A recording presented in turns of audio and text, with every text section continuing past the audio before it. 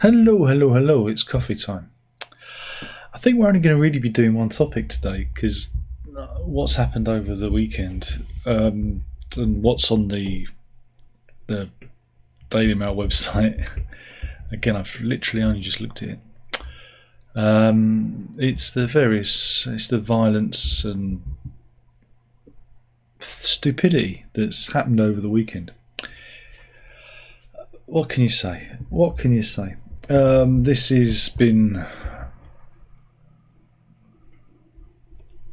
caused by, well, social media. This is a social media contagion because certain people out there love to fan the flames of division because enragement is engagement. And there are certain people who are grifters, and this is their grift, whether it be those who are higher up the food chain, like the Farages and the was it Stephen Yaxley Lennons of this world, to the people who are lower down, the mentally deranged auditors who go around sticking their cameras in people's faces and generally, antagonising people. Now, the myth is that this is a protest against immigration, and this is caused by the terrible. Well, the sparking point. Oh, it's going to be light rain apparently. The sparking point was the terrible murders and knife attack in Southport last week. Again, lots of misinformation at the time saying who did it. Turns out that was from a Russian bot farm. Because again, there are a lot of agencies and there are a lot of people. Again, it's real tinfoil hat stuff. Again, the Farages and again, Farage was Russia Today shill, Russian money, and Russia wants division. It wants division in the West because when we're fighting amongst each other, it gives them the elbow room to invade another country and things like that. Lots of weird stuff out there. If you dig deep enough into this. And again, like I say, fanned by the flames of every right-wing loon that there is, under the pretense that they're somehow going to get their country back. What country is it? What we're going back to the 1950s? Is that it? We want rickets and national service? Well, Dishy Rishi nearly got his way with national service. But we do have to lay blame to all of this, whether it is illegal immigration or what's going on in our streets, to the internet and social media. We have Elon Musk, posting inflammatory material on X. I mean, you can tell he's taken too many drugs. This is what happens when you have too much money and no one to tell you no. Well, just look at what he names his children. That should be enough. And buying Twitter. I mean, that's not the behaviour of a sane person, is it? I was hoping he was going to buy it and just shut it down, but instead we have this other aspect of the culture war. I want that. How do we fix it? Well, we and checks, then it just allows criminality to flourish. It's going to get overwhelmed, and that's what we've seen over here. The system is overwhelmed. The first thing Labour did when it got into power was announce, the prisons are full, so we're going to let everyone go. If the prisons are full and you're young, you think, well, they're not going to arrest me, or if they do, I'm going to get a fine. So if I put a brick through Mr. Patel's window, it's going to be pretty easy for me. It's the wrong signal. It's the wrong message. It's always the wrong message. But let's get back to where we were going. This thing about immigration is always going to be a thing now. It's happening in Europe. It's happening here. It's happening in America. Again, in America, they have people coming in over the border from Mexico, from many different areas of the world. Not just like from people from South America, but people from Africa, from the African continent, and even China coming in through Mexico, because it is a what they see as a soft border to get through. And all this is caused by people seeing what's happening around the world, places which never had any access to the media now being flung open. And who wouldn't want that? I think we can all agree. if we were poor and we had no hope and we saw a land of opportunity, if you're young and, I don't know, foolhardy, brave, I don't know what word you'd use, enough to, throw yourself into the hands of the people traffickers, because again, not everybody survives. It's a dangerous thing, which can often leave you in debt to them. Maybe we'd all do that, but again, those people that do this, they end up in the country. Well, maybe they do, and some end up having to work off their debt. The cannabis farms and various other things. If you're a woman, you go into sex slavery. There's no good aspect to this, but what is the strategy to close it down? Not one country has figured it out. Again, we had the Rwanda plan, which was expensive and stupid. You've got to do it cheaply. You've got to do it cheaply. You send them to the Isle of Wight. Nobody wants to go there. But you get my drift. We needed to buy an island in the middle of nowhere, and that should be the threat. That should be the stick rather than the carrot. But yeah, so let's get back to where we are with the violence. Again, social media has whipped this up. There's lots of misinformation out there. You can protest, by all means protest, but keep it peaceful. There's no reason to smash up the place. Again, these people are stupid, thick, ignorant halfwits, because when you smash up your community, they're not going to give you the money to fix it again. All you end up is a smashed community, a damaged community, and they don't see that. They don't see the long term. And really what they should be doing, and this goes to all the ideologues out there, whether it's Just Stop Oil, I don't know what you'd call this lot, anti-immigration, I don't know what you call them. Whatever your ideology, you need to take your protests to Parliament. You need to bung up, Parliament Square.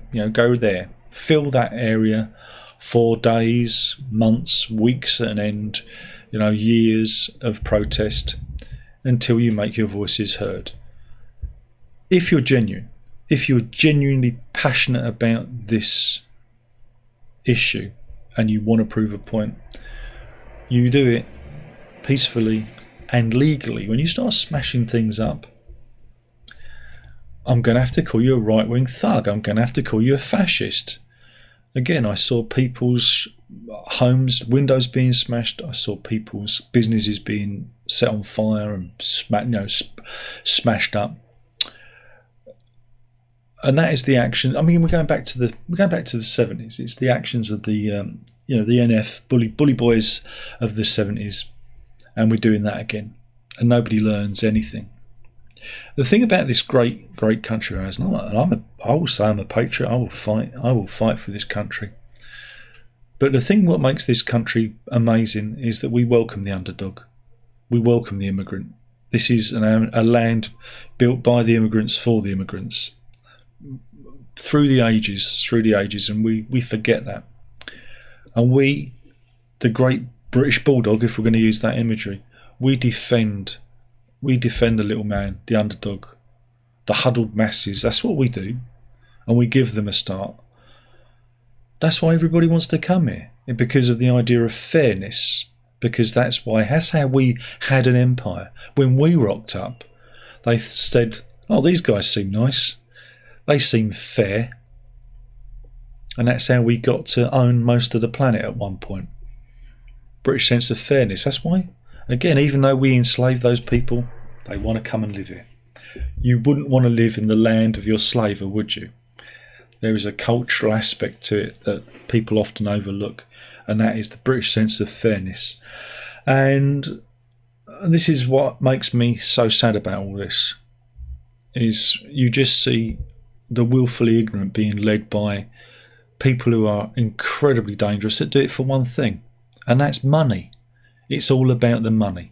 They're all shills. Like I say, whether it is Farage, whether it is Tommy Robinson, the man with many names, whether it is the various I'm going to use auditors. I think that's probably the best term, who have been documenting this and whipping it up.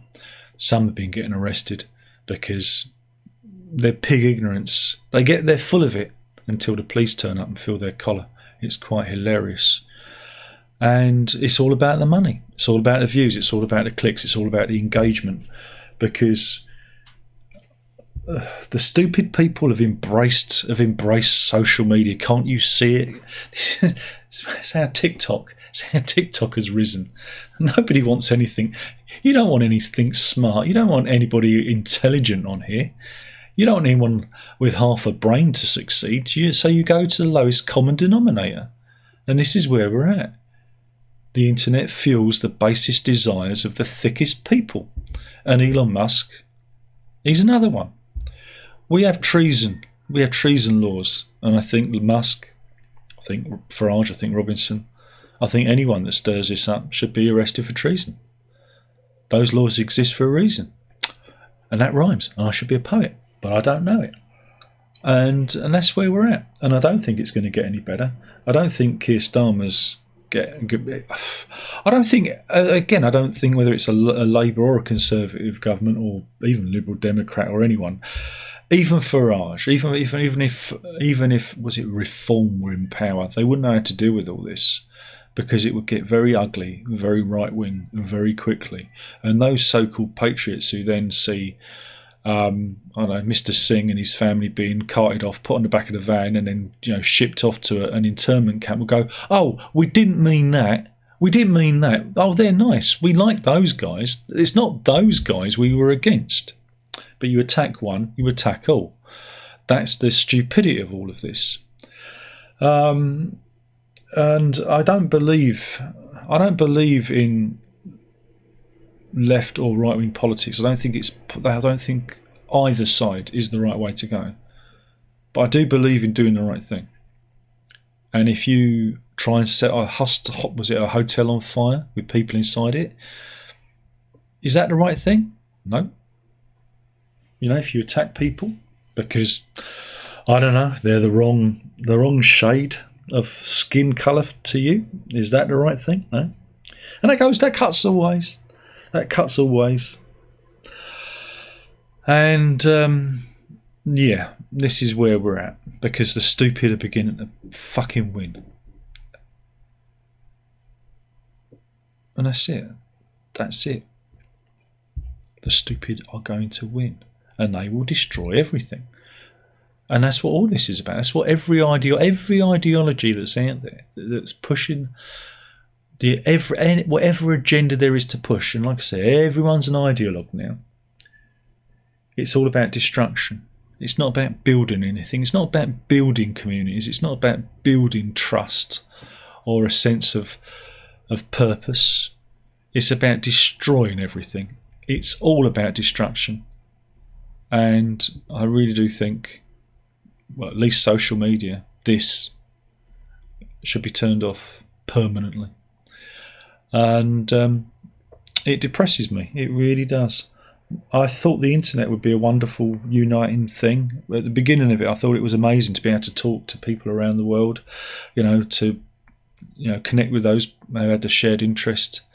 I thought it would be amazing, but it's just allowed the stupid and vindictive to flourish, whatever political spectrum you're on. And that's where we're at. Is it worth me going in the chat room? I don't know.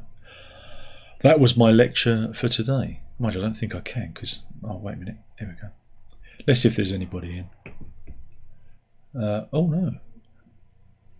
Oh, it's a bit wobbly. I'm having a bit of a technical issue here. Wait a minute. Zeb says, "Have a nice day." Oh, I'm doing my best. Jean-Marc says, "Am I doing a live stream?" I always do a live stream on Tuesday. And is anyone else listening? No, because nobody wants this. And like I said, I'm having a major issue with my trackpad. Oh, I gave it a clean, and I think I shouldn't have done, because now it's not responding to my touch. Whoops! It's having a bit of a... Oh, 7 people in, 2 likes. Dan says, "Our democracy are facing problems, worst crisis in decades." Yeah, because people have become incredibly disenfranchised with politics, because politicians don't, and I've said this many times before, The politicians have the power to make all our lives better, but they choose not to. Everything they do is a choice. Everything you see, whether it is a pothole in the road or a migrant boat coming over, there is a choice about it. Now, way back when Davy Boy Cameron got elected, the first thing he did was to cut the Border Patrol offices. I remember reading about it, a mass cull of officers for Border Patrol. And I thought, what was that all about? It never made any sense to me. It's almost like they want this to happen. It's almost like they do this because, it's some weird pseudo-economics going on. The more people you have, the more GDP, the higher up the table you'll go. Because, again, more people, more growth, more economical, money coming in, going out sort of thing. And I think it's a very naive way of running an economy. I don't think people actually really know I don't think any of them know what they're doing. Whether you're left, right, centre, far right, whatever, I think none of them. Once they get in, again, this is what we've seen with Labour, once they actually get into power and they see behind the curtain, they see the books, they go, fuck. We had it with the Conservatives and Liberal Democrats back in 2010. They actually got into power and they went. And so David Cameron, in order to make people feel like he was, doing stuff, he gave us referendum after referendum. He gave you the Scottish independence referendum. He gave us the referendum about proportional representation. He wanted to score the hat-trick with the EU referendum, but it didn't go his way. But I think he only did that because that was the only thing he could actually do. It was the only power that he could exert. Because once you get into power, you realise that you have very limited palette to work from. There's very limited things you can do without being an actual tyrant. Without people actually going, these are monsters. Because we could solve the immigration problem by having ships in the Channel, the Army or Navy. It would be the Navy, wouldn't it? Because the Army, they don't have any boats, they have tanks. So you'd have the Navy patrolling the Channel and, sinking any boat that comes over and killing people. Well, that's awful. That's inhumane. Now, what we could do is and this is what I think we should be doing, is we should have a camp in Calais, and we work with the French, and we process these people. If you haven't got a passport, then get to the back of the queue until you've got your documentation. We can process you, and you process those people. But it takes a long time. It takes a year, 2 years. Costs money. It'll be unsanitary. Again, there's no satisfactory answer to this because the world got connected and the poorest people saw the West and said, I want some of that. And then, and I've talked about this before, the whole destabilisation of the Middle East, with the Iran war. We got rid of Saddam Hussein. Then that was under Tony Blair, and then David Cameron said, "Hold my beer, I can do that," and he did it in Libya with Colonel Gaddafi. And then because those two people kept all the mullahs in control, all the mad dogs controlled the mad dogs. You get rid of that, you create a power vacuum, and this is where we're at. We create instability, the rise of Islamic fundamentalism, and that was all caused by us. We did that. We did it. Well done, Tony. Well done, Dave. You did a great job there. And so people flee those countries, and it's all by our own hand. It's geopolitics. Everything is connected. Whereas before, we had no sense of that. The poorer countries, they had no hope of ever, getting away. Oh, something's going on. There's some really strange things happening here. You're still picking me up at the back there. I'm trying to get this. Oh, is it working again? No. Hold it. My trackpad is literally gone mental. I don't think this is ever going to end because it is drifting all over the place. Oh dear. What have I done? What have I done? Oh no, this is bad. This is bad. Anyway, uh, I'm going to try and end it there because everything's gone a bit weird at this end. I'm going to see if I can get my trackpad working for tonight. Otherwise, I don't even think I've got a spare mouse. Anyway, yeah, thank you for watching. Oh, come on, you bugger. I mean, I'll see you later. Let's hope we can all unite against this nonsense. And again, at the heart of this is those poor children that were attacked by somebody, a young lad who obviously has lost his mind. And again, I'm not defending what he did. It was awful. And if there is a death penalty, I would happily swing him from a rope. But we've got to find out the whys and hows and wherefores of it before we cast the first stone.